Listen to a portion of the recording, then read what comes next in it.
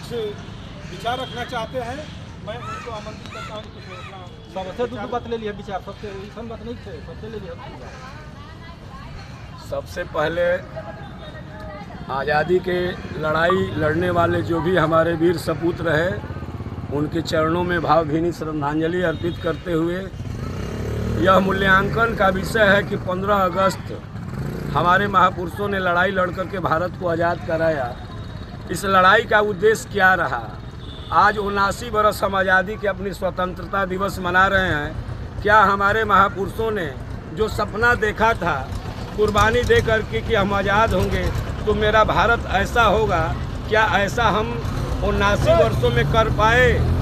अगर नहीं कर पाए तो इसका खामियाजा, इसका जिम्मेवार कौन है? तो मैं चाहूँगा कि यहाँ पर जो भी हमारे महापुरुष वीर सपूत भारत के चरणों में अपने हंसते हंसते कुर्बानी को दे दिया, उनके सपनों का यही भारत था। वो लोग चाहते थे कि समता, स्वतंत्रता, न्याय और बंधुत्व पर आधारित हमारा भारत का हर एक नागरिक खुशहाल रहे, अमन चैन की ज़िंदगी जिए। तो आज तक हम लोग करने में विफल रहे हैं। इसलिए हम तमाम उपस्थित साथियों से यह कहेंगे कि आज यह संकल्प का दिन है। इस कुर्बानी देने वाले वीर सपूतों के चरणों में आज संकल्प लेने का ज़रूरत है कि हम लोग संकल्प लें कि इनके सपनों को भारत बनाने के लिए हम लोगों को आगे बढ़ कर के जो कुछ भी करना होगा, जैसे भी करना होगा, इनके सपनों का भारत बनाने का संकल्प लेंगे। इन्हीं बातों के साथ जय भीम, जय भारत, नमो बुद्धाय। परम आदरणीय बंधुओं, आज का दिन स्वतंत्रता दिवस मनाने का दिन है।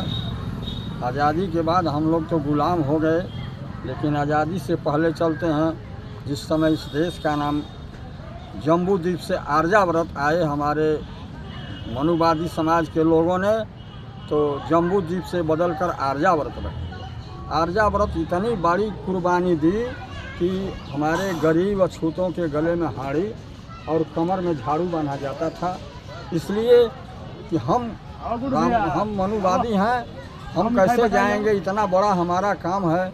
तो हमको जाने के लिए रास्ते को बहार देना, और थूकना हो तो रास्ते पर नहीं थूकना होगा, हाड़ी में थूकना होगा, शाम को धोए। इस कुरीतियों को जब तथागत बुद्ध जन्मे तो उन्होंने देखा कि बड़ी बड़ी विडंबना है हमारे समाज में, हमारे देश में इतनी बड़ी कुरीतियाँ हैं कि गरीबों के गले में हाड़ी बांधी जाती है थूकने के लिए, और कमर में झाड़ू कि तुम बहार देना तब हम जाएंगे।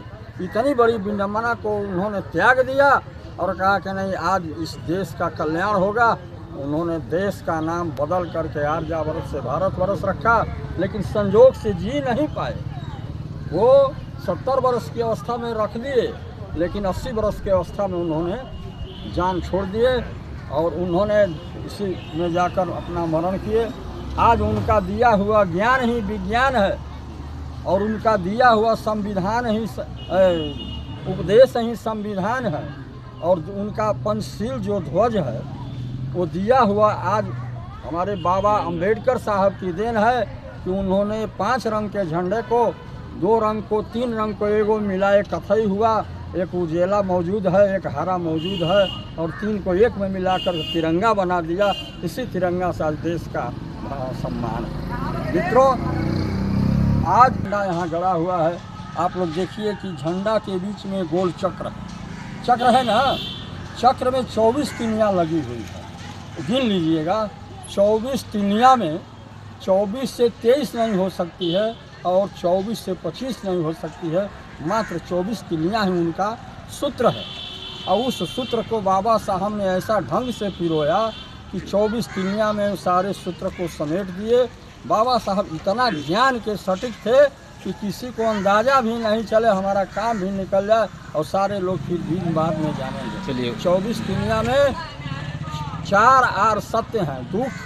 दुख का कारण, दुख का निवारण और दुख का दवा, ये 4 कारण हैं।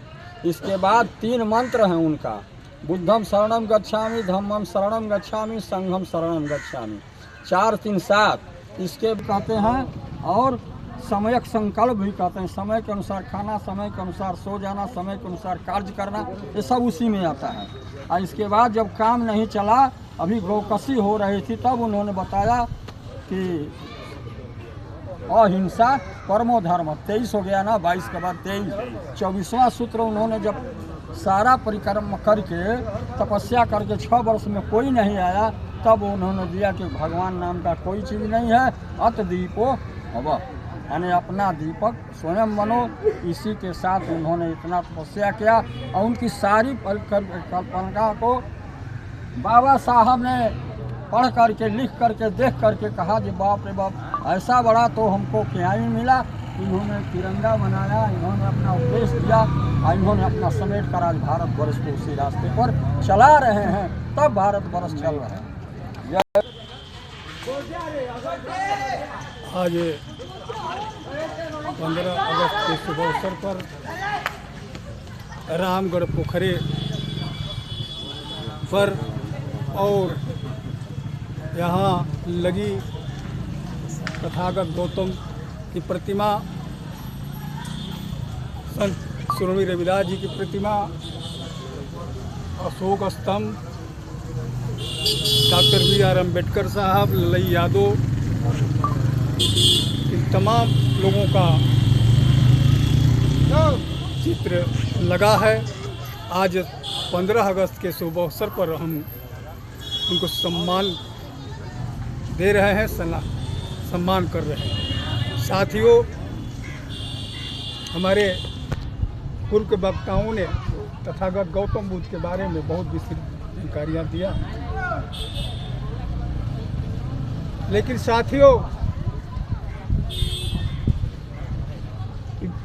तथागत गौतम बुद्ध लगभग 2600-2700 वर्ष पहले की कथा है।